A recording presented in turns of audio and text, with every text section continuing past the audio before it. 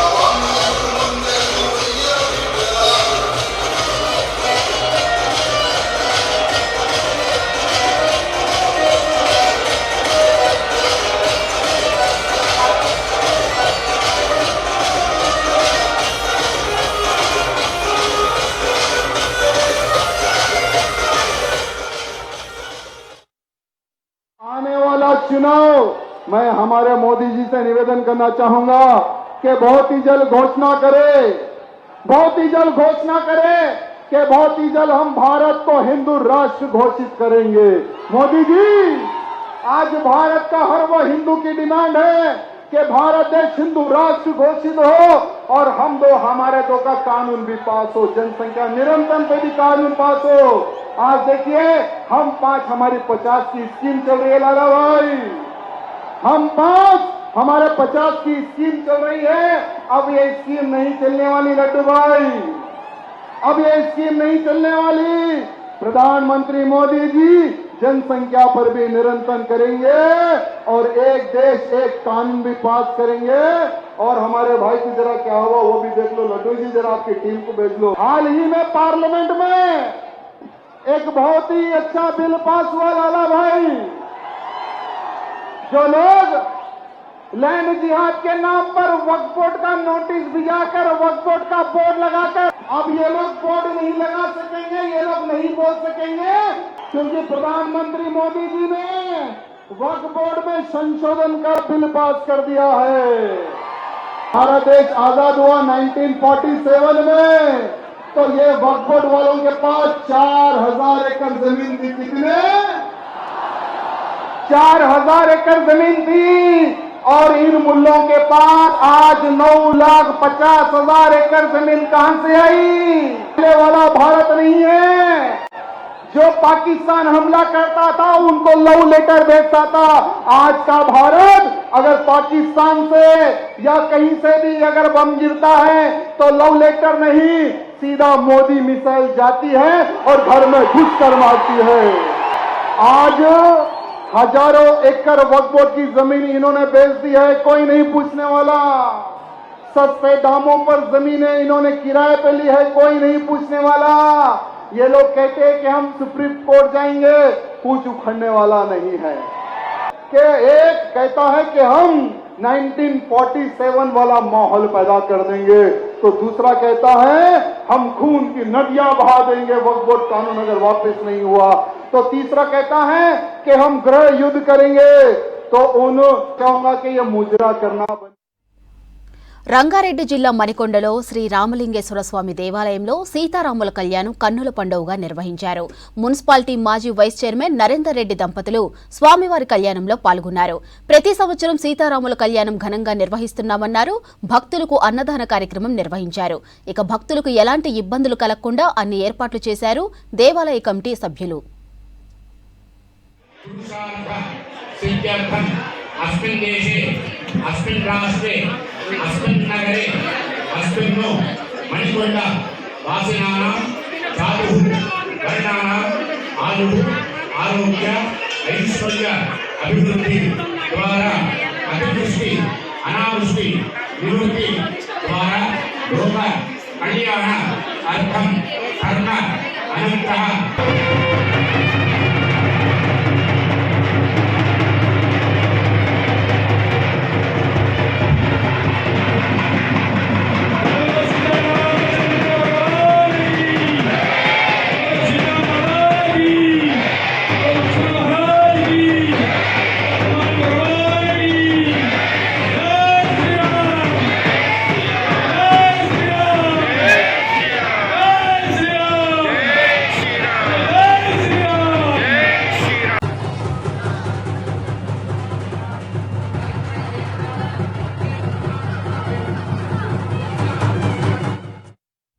హైదరాబాద్ తార్నాక గోకుల్ నగర్లో శ్రీ సీతారాముల కళ్యాణ మహోత్సవం ఘనంగా జరిగింది. మాజీ మేయర్ బండ కార్తిక చంద్రారెడ్డిల ఆధ్వర్యంలో నిర్వహించిన వేడుకలకు ప్రజలు పెద్ద ఎత్తున హాజరయ్యారు. వేద పండితుల మంత్రోచ్చారాల మధ్య సీతారాముల కళ్యాణాన్ని కన్నుల పండుగగా నిర్వహించారు. తరువాత భక్తులకు తీర్థ ప్రసాదాలు అన్నదానం కార్యక్రమాన్ని నిర్వహించారు. ఆ శ్రీరాముడి ఆశీస్సులతో ప్రజలు సుఖ సంతోషాలతో ధర్మబద్ధంగా ఉండాలని ప్రార్థిస్తున్నట్టు తెలిపారు మాజీ మేయర్ బండ కార్తికారెడ్డి.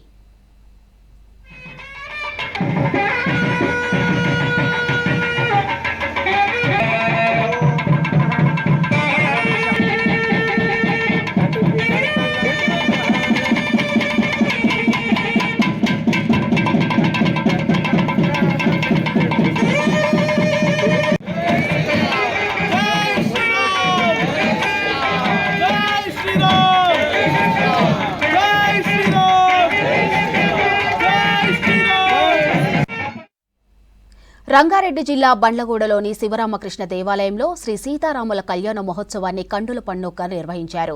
ఈ కళ్యాణ మహోత్సవంలో 111 జంటలు పాల్గొని పూజలు చేశారు. సీతారాముల కళ్యాణ మహోత్సవాన్ని చూసేందుకు వేలాది మంది భక్తులు తరలివచ్చారు. కళ్యాణం తరువాత స్వామి అమ్మవారికి ఒడిబియ్యం నింపారు. స్వామివారి పట్టు వస్త్రాలకు వేలంపాట నిర్వహించారు ఆలయ కమిటీ నిర్వాహకులు. ఇక తరువాత కళ్యాణానికి వచ్చిన భక్తులకు అన్నదానం ఏర్పాటు చేశారు నిర్వాహకులు. కిస్మత్పూర్ వీధుల్లో జై శ్రీరామ్ నినాదాలతో చేస్తూ శోభాయాత్ర నిర్వహించారు.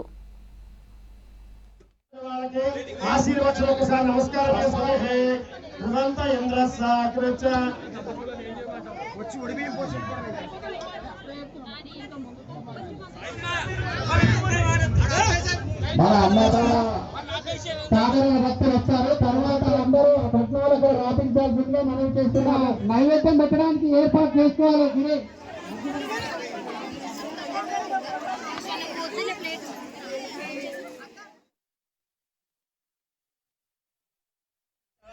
జయ జయ రామ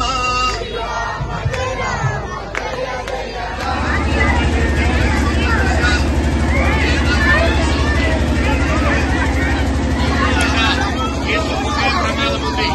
దయచేసి అందరూ కూడా విషయాన్ని గమనించాలి.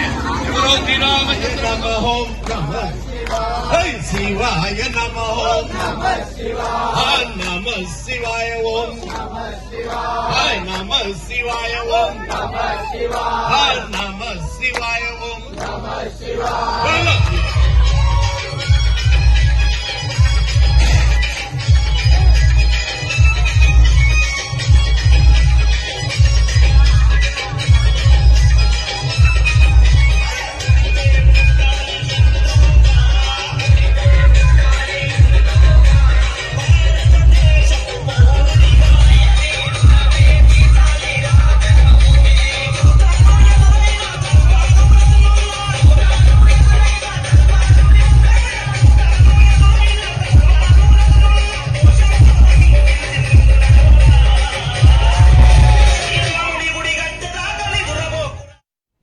గోల్కొండ కోటలో భద్రాద్రి రాముని గుడి కట్టిన భక్త రామదాసు జైలు జీవితం గడిపారు.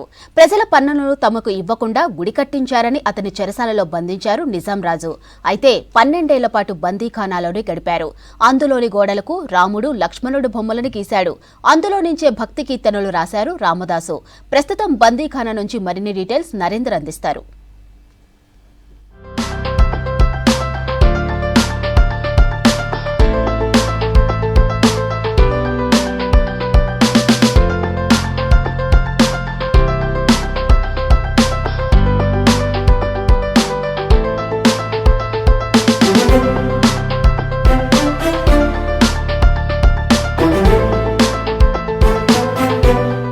కంచర్ల గోపన్న అదే రామదాసు శ్రీరాముడికి గోల్కొండ కోటకి ప్రత్యేక బంధం ఉంది. అసలు ఆ బంధం ఏంటి?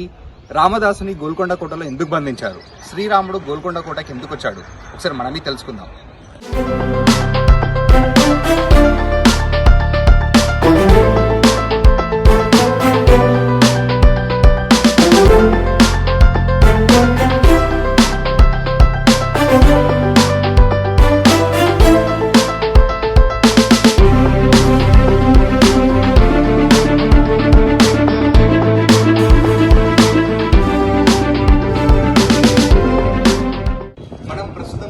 కోటలో ఉన్నాము. ఈ కోటకి ఎన్నో వింతలు విశేషాలతో కూడిన చరిత్ర ఉంది. అందులో ఒకటే రామదాసు బందీఖానా. అసలు ఈ కోటలో రామదాసు బందీఖానా ఎందుకు ఉంది? ఇక్కడ మనకు కనిపిస్తున్నదే రామదాసు బందీఖానా. దీనికి సంబంధించిన ఒక బోర్డు కూడా మనకి ఇక్కడ కనిపిస్తుంది. రామదాసు బందీఖానా ఉత్తర ద్వారంలో దీర్ఘ చతురస్రాకారంగా నిర్మించిన గట్టి కట్టడం ఇది. ఒకప్పుడు సామాన్లు భద్రపరచడానికి ఉద్దేశించిన దీనిని అబుల్ హాసన్ కుతుబ్ షా తానాషా క్రీస్తు శకం 1672 నుంచి 1787 పాలనా కాలంలో దీనిని బందీఖానాగా మార్చడం జరిగిందనేది ఒక బోర్డు కూడా మనకు కనిపిస్తుంది. ఒకసారి లోపలికి వెళ్ళి చూద్దాం ఎలా ఉందో దీన్ని.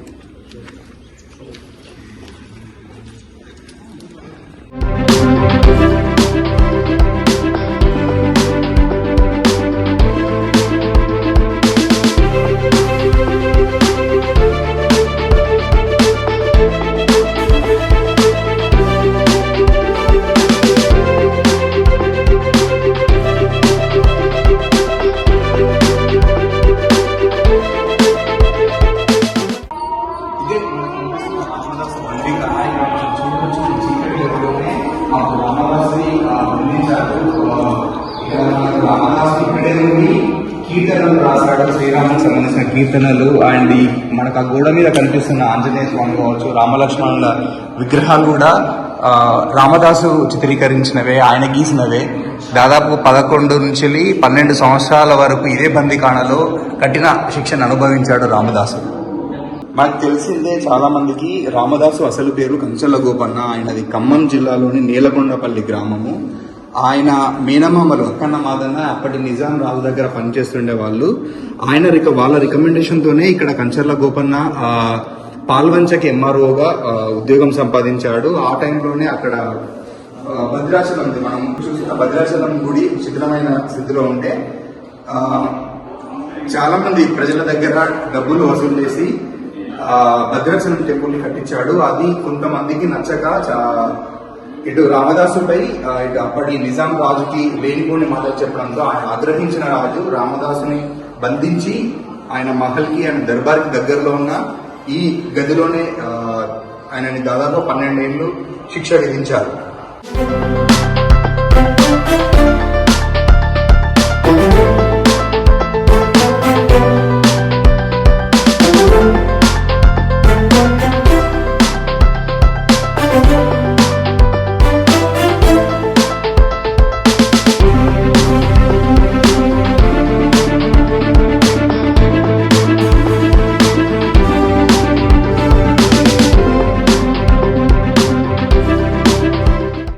ఇక్కడే ఈ పైన కనిపిస్తున్న హోల్ నుంచేలే రామదాసుకి భోజనం కానీ ఉప్పు రొట్టెలు కూడా ఇక్కడి నుంచి పడేసేవారంట.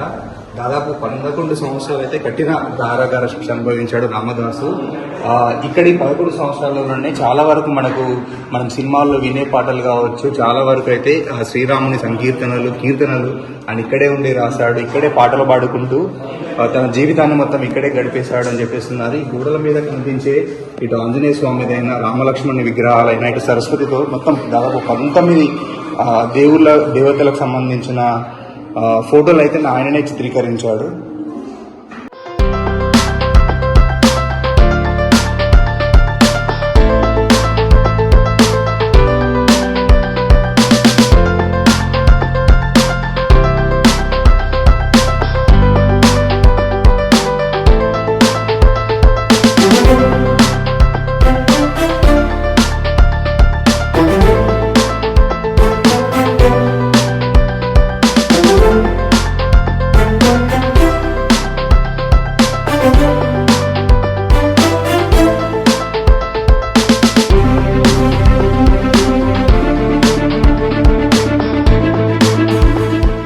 ఇదే అప్పటి నిజాం రాజు ఉన్న దర్బార్ హాలు. ఈ హాల్లోనే రామ లక్ష్మణుడు ఇద్దరు వచ్చి కూడా రామదాసు చెల్లిన మొత్తం దాదాపు 6 లక్షల పరికరాలు అప్పటి నిజాం రాజుకి ఇచ్చారని చెప్పేసి చాలా మంది చెప్తుంటారు.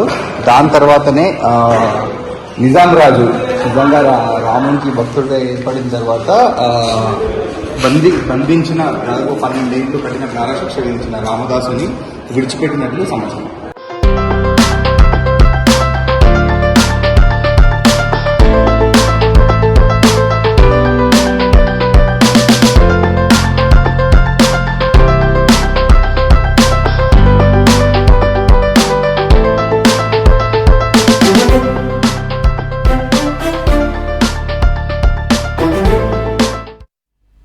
హైదరాబాద్లోని పలు ప్రాంతాల్లో శ్రీరాముడి శోభాయాత్రలు నిర్వహించారు భక్తులు. జై శ్రీరామ్ నినాదాలతో మారుమోగాయి వీధులు.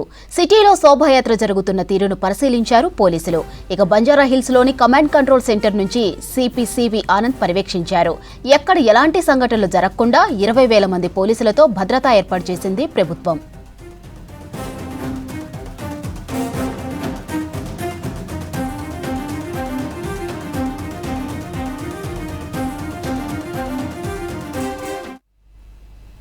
పిల్లలకు తల్లిపాలు పట్టిస్తే రోగ నిరోధక శక్తి, పోషకాలు, విటమిన్లు అందుతాయంటున్నారు డాక్టర్లు. భవిష్యత్తులో వచ్చే వ్యాధుల నుంచి కూడా రక్షణ కల్పిస్తాయన్నారు. అయితే సిజేరియన్ అనారోగ్య కారణాలతో కొందరు తల్లులకు పాలు రావడం లేదన్నారు డాక్టర్లు. దీంతో పిల్లలు తల్లిపాలకు దూరంగా కాకుండా హ్యూమన్ మిల్క్ బ్యాంకులు సాయం చేస్తున్నాయి. ఇతర తల్లుల పాలను సేకరించి పిల్లలకు అందిస్తున్నామంటున్న డాక్టర్ శాలినితో శ్రీశైలం ఫేస్ టు ఫేస్. తల్లిపాలు పిల్లలకు అమృతంతో సమానం అంటారు. కానీ కొందరు తల్లులకు అనారోగ్య కారణాలు లేదా ఇతర కారణాలతోనో తల్లిపాలు రావడం లేదు. మరి అట్లాంటి సందర్భాల్లో పిల్లలకు ఆ పాలు పట్టించడం ఎలా? పుట్టిన తర్వాత కొద్ది గంటల లోపు తల్లిపాలు పట్టిస్తే ఆ పిల్లలకు అది అమృతంలా మారుతుందని చెప్తుంటారు. మరి ఇట్లాంటి సందర్భాల్లో తల్లులకు పాలు రానప్పుడు ఏం చేయాల్సి ఉంటుంది? అందుకోసమే వాళ్ళు స్వచ్ఛంద సంస్థలతో పాటు ప్రభుత్వ ఆసుపత్రులను పాల బ్యాంక్ అనేవి ఏర్పాటయ్యాయి. ప్రస్తుతం మనం నీలోఫర్ హాస్పిటల్లో ఉన్నాం. ఇక్కడ దాత్రి పేరుతోని మిల్క్ బ్యాంక్ ఏర్పాటు చేశారు. అసలు ఎట్లా పనిచేస్తుంది, ఎవరెవరు ఇస్తున్నారు, ఎంతమంది దీన్ని యూటిలైజ్ చేసుకుంటున్నారు, ఇట్లాంటి అంశాలని మనం ఈ విజిట్ చేసి ఈ పాల బ్యాంకును విజిట్ చేసి వివరాలు తెలుసుకుందాం.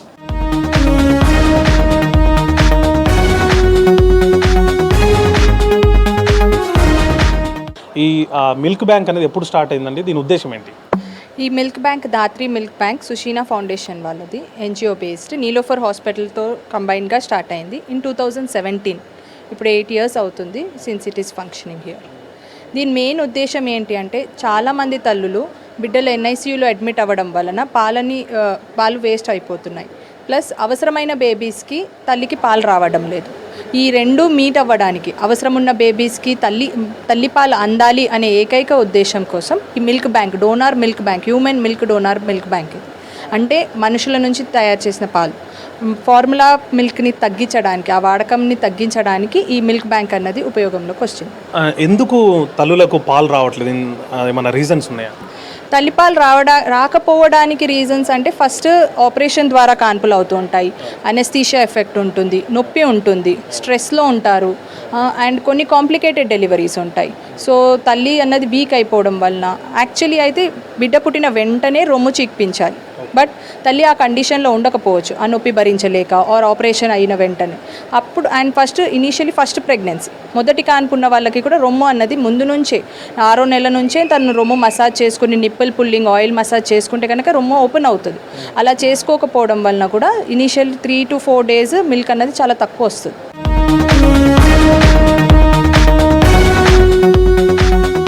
ప్రస్తుతం మనం మిల్క్ బ్యాంక్ లోపల ఉన్నాం. లోపల అసలు వచ్చినటువంటి తల్లి ఎట్లా పాలు అనేది తల్లి నుంచి ఎట్లా సేకరిస్తారు, ఎట్లా ప్రాసెస్ ఏముంటుంది, ఒకసారి డాక్టర్ గారు అడుగుదాం. మేడం చెప్పండి, సేకరణ ఎట్లా ఉంటుంది? పాలు డొనేట్ చేయాలనుకునే తల్లులు ఇక్కడ అడ్మిట్ అయ్యి డెలివరీ అయ్యి ఉండొచ్చు, లేదా వాళ్ళ బేబీ అడ్మిట్ అయ్యి ఉండొచ్చు ఎన్ఐసియూలో. సో వాళ్ళ బేబీకైనా వాళ్ళు మిల్క్ ఇవ్వాల్సి వస్తుంది, నోటి ద్వారా, గొట్టం ద్వారా, లేకపోతే సిరెంజ్ ద్వారా ఇస్తూ ఉంటాం. సో వాళ్ళైనా ఎక్స్ప్రెస్ చేయాలి, డైరెక్ట్ రొమ్ము చీకలేరు. సో ఫస్ట్ మదర్స్ ఇక్కడ వస్తారు. నెక్స్ట్ ఇక్కడ రిజిస్ట్రేషన్ ఫామ్ అన్నది ఉంటుంది. మదర్ డీటెయిల్స్ అన్నీ కూడా ఎంటర్ చేసుకుంటాము. Next hands wash and breast wash, రొమ్ము మంచిగా క్లీన్ చేయించి తల్లికి కూడా చేతులు శుభ్రపరిచి we do first breast massage చేస్తాం మిల్క్ మంచిగా ఎక్స్ప్రెస్ అవ్వడానికి. దెన్ ఈ ఎలక్ట్రిక్ బ్రెస్ట్ పంప్ అన్నది యూజ్ చేస్తాము. ఈ ఎలక్ట్రిక్ బ్రెస్ట్ పంప్ అన్నది ఆటోమేటిక్గా మిల్క్ని లాగేస్తుంది. బ్రెస్ట్కి కనెక్ట్ చేసిన తర్వాత 10 minutes ఒక్కొక్క రొమ్ము నుంచి మిల్క్ కలెక్ట్ చేసేసి మళ్ళీ ఎవ్రీ 2 hours మదర్ని రమ్మని చెప్తాం. 2 hours కలెక్ట్ చేస్తూ ఉంటాం. దీంట్లో కలెక్ట్ చేసిన తర్వాత దీన్ని డీప్ ఫ్రీజర్స్ ఉన్నాయి which store at -20 degrees Celsius. అలా భద్రపరిచిన పాలను 6 నెలల వరకు కూడా భద్రపరచుకోవచ్చు. పాలను సేకరించిన తర్వాత వాటిని ఫ్రీజ్ చేస్తామని చెప్పారు కదా, ఎట్లా ఫ్రీజ్ చేస్తారు, ఎక్కడ ఫ్రీజ్ చేస్తారు ఒకసారి చూద్దాం. మనం ఫ్రీజర్ రూమ్ దగ్గర ఉన్నాం. పాలని బ్రెస్ట్ పంప్ ద్వారా కలెక్ట్ చేసిన తర్వాత బాటిల్స్లో తీసుకుని ఫస్ట్ ఫ్రీజ్ చేస్తాం -20 degrees. ఆ తర్వాత దాన్ని పాస్చరైజ్ చేస్తాం 62 degrees టెంపరేచర్కి. We heat it for 2 hours అనమాట పాస్చరైజేషన్. అంటే దాంట్లో ఏమైనా క్రిమికీటకాలు ఉంటే అవి చనిపోవడానికి. దాన్ని మళ్ళీ వాటిని బాటిల్స్లో వేసి మళ్ళీ ఫ్రీజ్ చేస్తాం -20 degrees. 6 నెలల వరకు కూడా పాలని ఫ్రీజర్లో అలాగే ఉంచవచ్చు, ఏమి పాడవు. ఏది ఉన్నా కూడా క్లియర్ అవ్వడానికి. తల్లి డొనేట్ చేసిన మిల్క్ కాబట్టి ఎనీ ఇన్ఫెక్షన్ సోర్స్ ఏమైనా ఉంటే అది ఆ క్రిమికీటకాలు అన్నవి చనిపోవడానికి అన్నది పాస్చరైజేషన్. 62 degrees Celsius అంత హీట్లో మిల్క్ అన్నది బాయిల్ చేస్తారు. ఫస్ట్ 2 hours వరకు పాస్చరైజ్ చేస్తారు. ఫ్రీజ్ చేసిన తర్వాత దాని క్వాలిటీ ఏమైనా దెబ్బతింటుందా, లేకపోతే సేమ్ అట్లనే ఉంటుందా? సేమ్ ఉంటుంది. ఫ్రీజ్ చేసిన తర్వాత మిల్క్లో ఉండే పోషకాలు కానీ, విటమిన్స్ కానీ, ఇమ్యూనిటీ కానీ -20 degrees కరెక్ట్ టెంపరేచర్లో కనుక స్టోర్ చేస్తే మిల్క్ పోషకం మాత్రం ఏమాత్రం మార్పు అన్నది రాదు. సో కరెక్ట్ టెంపరేచర్లో స్టోర్ చేయడం అన్నది ఇంపార్టెంట్. అంటే ఈ స్టోర్ చేయడం వల్ల ఎట్లాంటి క్వాలిటీలో కానీ, టేస్ట్లో కానీ, లేకపోతే ఫీల్లో కానీ ఎట్లాంటి డిఫరెన్స్ అనేది ఉండదని చెప్తున్నారు. తద్వారా ఏదైతే పిల్లలు మిస్ అవుతారో వాళ్లకు ఈ న్యాచురల్గా ఉండేటువంటి పాలనే ఇక్కడ సేకరించి ప్రాసెస్ చేసిన తర్వాత పిల్లలకి ఇవ్వడం వల్ల ఆ పిల్లలు తల్లి పాలను మిస్ అయ్యే అవకాశం ఉండదని చెప్తున్నారు.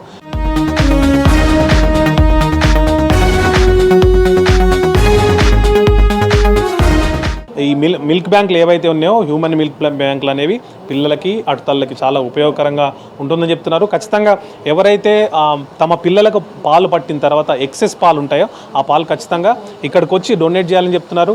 అదేవిధంగా సిజేరియన్ అయినటువంటి తల్లులు కూడా వాళ్ళ పిల్లలకి ఇవ్వాలంటే, లేదంటే పిల్లలు ఎన్ఐసీలు అడ్మిట్ అయినప్పుడు వాళ్ళకు కూడా ఇవ్వాలి అని అంటే మాత్రం ఈ ప్రాసెస్ ఏదైతుందో దాని ద్వారానే వాళ్ళకి ఇచ్చేటువంటి అవకాశం ఉంటుంది. తద్వారా ఇటు తల్లి పాలు ఇవ్వడం కానీ, లేదంటే పిల్లలు పుట్టిన తర్వాత తీసుకునే పాలు మిస్ అయ్యే అవకాశం ఉండదని చెప్పి చెప్తున్నారు.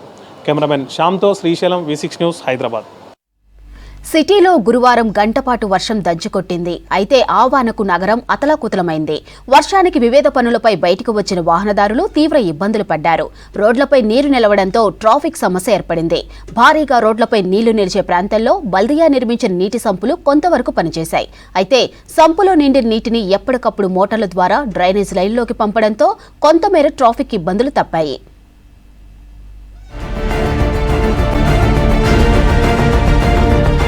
సిటీలో వర్షం పడితే చాలు రోడ్లపై నీళ్లు నిలవాల్సిందే. ఆ నీటితో పబ్లిక్ ట్రాఫిక్లో గంటల కొద్దీ ఇరుక్కోవాల్సిందే. అయితే ఈ సమస్యకు చెక్ పెట్టడానికి బల్దియా కొత్త ప్రయోగం చేసింది. రోడ్లపై భారీగా నీళ్లు నిలిచే ప్రాంతాలను గుర్తించి వాటర్ హోల్డింగ్ స్ట్రక్చర్లను నిర్మించారు. దీని ద్వారా వర్షపు నీరు ఆ సంపులో పడగానే మోటార్ల ద్వారా తోడి డ్రైనేజ్ లైన్లోకి పంపించాలని ప్లాన్ చేశారు. దీనిలో భాగంగానే మొదటి దశలో సిటీలో 16,50,00,000తో 12 సంపులు నిర్మిస్తున్నారు. వీటిలో secretariat, KCP circle, lake view guest house, Raj Bhavan రోడ్డులో నిర్మాణాలు పూర్తి చేసి అందుబాటులోకి తీసుకొచ్చారు అధికారులు.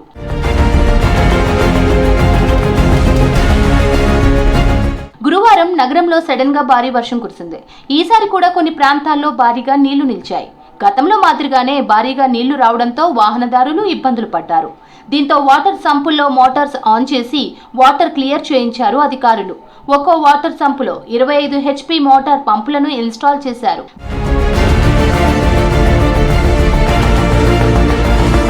భారీగా కురిసిన వర్షానికి తెలంగాణ సెక్రటేరియట్ ముందు రోడ్డు చెరువును తలపించింది.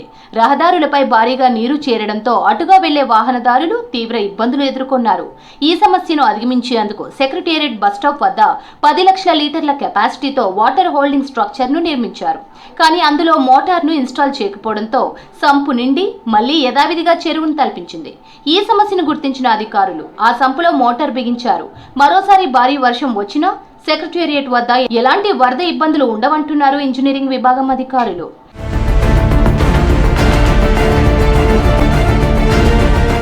సిటీలో ప్రస్తుతం 4 వాటర్ హోల్డింగ్ స్ట్రక్చర్స్ అందుబాటులోకి రాగా వర్షాకాలంలోపు మిగతా 8 సంపుల నిర్మాణం పూర్తి చేస్తామన్నారు బల్దియా అధికారులు. ఇవే కాకుండా రెండో ఫేజ్లో నగరంలో 50 వాటర్ హోల్డింగ్ స్ట్రక్చర్స్ నిర్మించడానికి ప్లాన్ చేస్తున్నామని తెలిపారు. ప్రస్తుతం అందుబాటులోకి వచ్చిన సంపులను పర్యవేక్షిస్తున్నారు అధికారులు.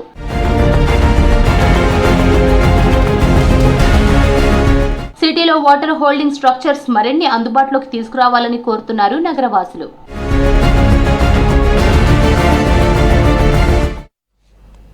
మూసీ పరిసరాల్లో నిర్మాణాలపై ఆంక్షలు పెట్టింది సర్కార్. 50 మీటర్ల వరకు ఎలాంటి నిర్మాణాలు చేపట్టవద్దని ఆదేశించింది. 4 సీనియర్ ఆఫీసర్లతో కమిటీ వేసింది. 50 నుంచి 100 మీటర్ల మధ్య నిర్మాణాలకు కమిటీ అనుమతి తప్పనిసరి చేసింది. దీనికి సంబంధించి మున్సిపల్ శాఖ ప్రిన్సిపల్ సెక్రటరీ దానకిషోర్ ఉత్తర్వులిచ్చారు.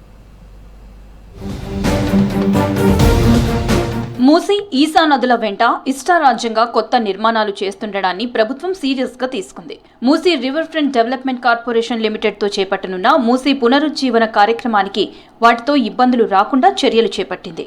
నదుల వెంట నిర్మాణాల నియంత్రణకు 4 సీనియర్ అధికారులతో కమిటీ ఏర్పాటు చేసింది.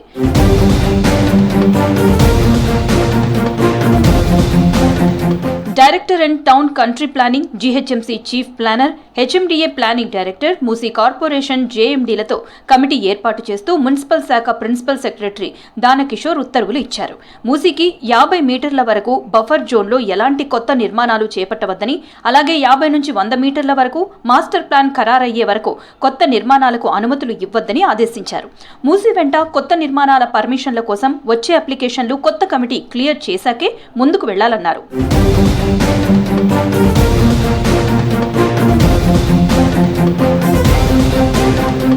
మూసీకి 100 మీటర్ల వరకు ప్రభుత్వ పనులు చేపట్టాలన్నా ముందస్తు అనుమతి తప్పనిసరని ప్రిన్సిపల్ సెక్రటరీ ఆదేశించారు. మూసీ ఈసా నదుల వెంబడి ఉన్న ప్రాంతాల పునరుజ్జీవనం, అభివృద్ధి కోసం సమగ్ర మాస్టర్ ప్లాన్ రెడీ అవుతుందని ఉత్తర్వుల్లో పేర్కొంది. అయితే మూసీ ఈసా బఫర్ జోన్లలో ప్రణాళికేతర నిర్మాణాలు జరుగుతున్నాయని, వాటికి అడ్డుకట్ట వేయకపోతే నదీ ప్రవాహానికి అడ్డంకులు ఏర్పడతాయని హెచ్చరించింది. ఉస్మాన్ సాగర్, హిమాయత్ సాగర్ నదుల నుంచి కొర్రెంల గ్రామం వరకు మూసీ నుంచి 50 మీటర్ల వరకు బఫర్ జోన్ గా ప్రకటించినట్లు స్పష్టం చేసింది. దీని ప్రకారం మూసీ ఈసా నదుల వెంట ఈ జోన్లో ఎటువంటి అభివృద్ధి కార్యకలాపాలు చేపట్టవద్దని చెప్పింది.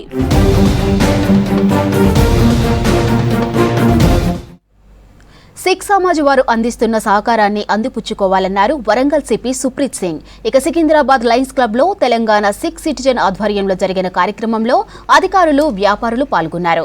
ఈ ప్రోగ్రాంలో ప్రభుత్వ ఉద్యోగాలు సాధించిన యువతీ యువకులను సన్మానించారు సిక్ సిటిజన్ ప్రతినిధులు.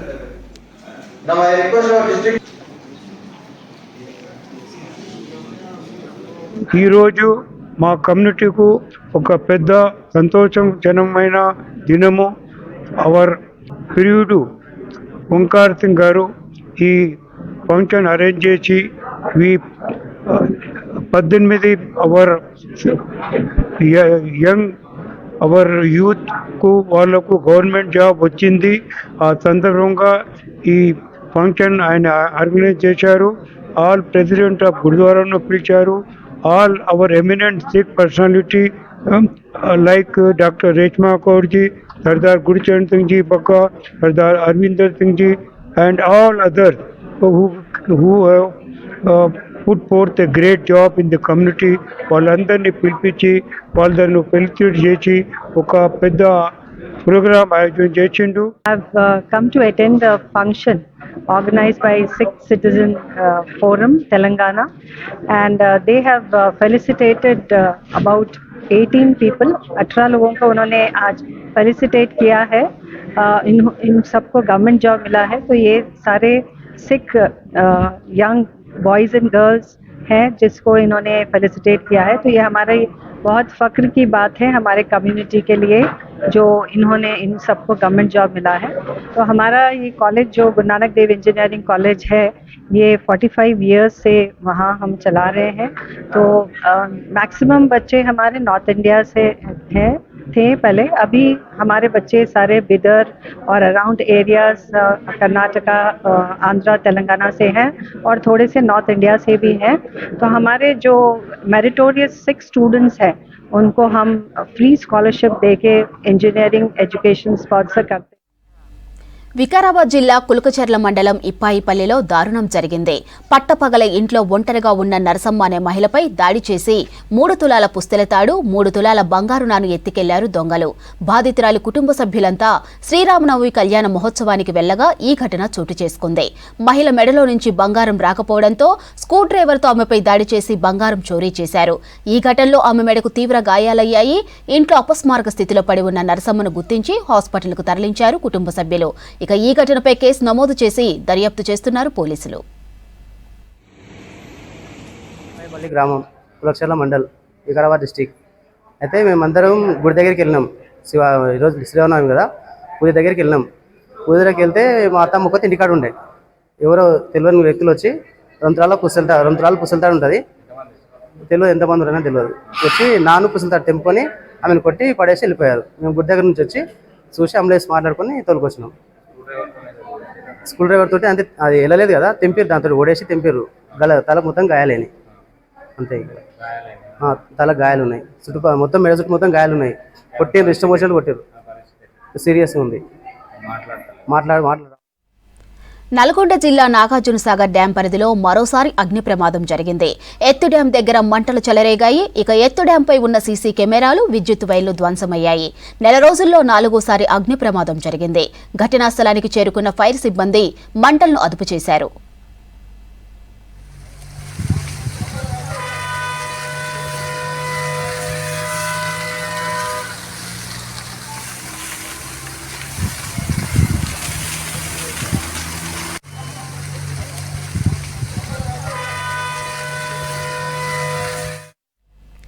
సికింద్రాబాద్ బోయినపల్లిలో ఒకే కుటుంబంలో 6గురు మిస్సింగ్ అయిన కేసును ఛేదించారు పోలీసులు. తప్పిపోయిన వారిని విజయవాడలో అదుపులోకి తీసుకుని బోయినపల్లి పోలీస్ స్టేషన్కు తరలించారు పోలీసులు. ఫ్యామిలీలో జరుగుతున్న గొడవలతోనే వెళ్లిపోయారని పోలీసులకు తెలిపారు కుటుంబ సభ్యులు.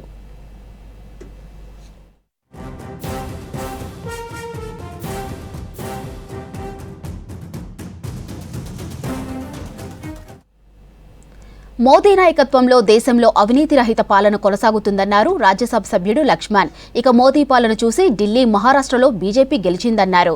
హైదరాబాద్ నాంపల్లిలోని బీజేపీ స్టేట్ ఆఫీసులో పార్టీ ఆవిర్భావ దినోత్సవం వేడుకల్లో పాల్గొన్నారు. ఇక ఇటీవల తెలంగాణలో జరిగిన ఎమ్మెల్సీ ఎన్నికల్లోనూ బీజేపీ విజయం సాధించన్నారు. ఇక ప్రజల ఆకాంక్షలు నెరవేర్చడంతో బీఆర్ఎస్, కాంగ్రెస్ విఫలమయ్యాయన్నారు. రాష్ట్ర ప్రజలు బీజేపీ వైపే చూస్తున్నారన్నారు. రాష్ట్రంలో అధికారంలోకి రాబోయేది బీజేపీనే అన్నారు. వివిధ రాష్ట్రాల్లో జరుగుతున్న ఎన్నికల్లో కూడా అది మహారాష్ట్ర అయితేమి, హర్యానా అయితేమి, ఢిల్లీ అయితేనేమి, ఏ రకంగా ఇవాళ ప్రజలు మోదీ నాయకత్వాన్ని ఇవాళ కోరుకుంటున్నారో తప్పకుండా రాబో రోజుల్లో దక్షిణాదిలో కూడా, మరి తెలంగాణలో కూడా మోదీ నాయకత్వంలో డబుల్ ఇంజన్ సర్కార్ ఏర్పాటు కావాలనేటువంటి ఆశయంతో, ఆలోచనతో, లక్ష్యంతో ప్రజలు ఇవాళ కోరుకుంటున్నారో ఆ దిశలో మనం కూడా అడుగులు వేస్తూ తెలంగాణ ప్రజల ఆకాంక్షలు నెరవేర్చడానికి ఖచ్చితంగా మరి భారతీయ జనతా పార్టీ ప్రభుత్వం రావడానికి కూడా కార్యకర్తలు మరి కృషి చేయాల్సిన అవసరం ఉంది.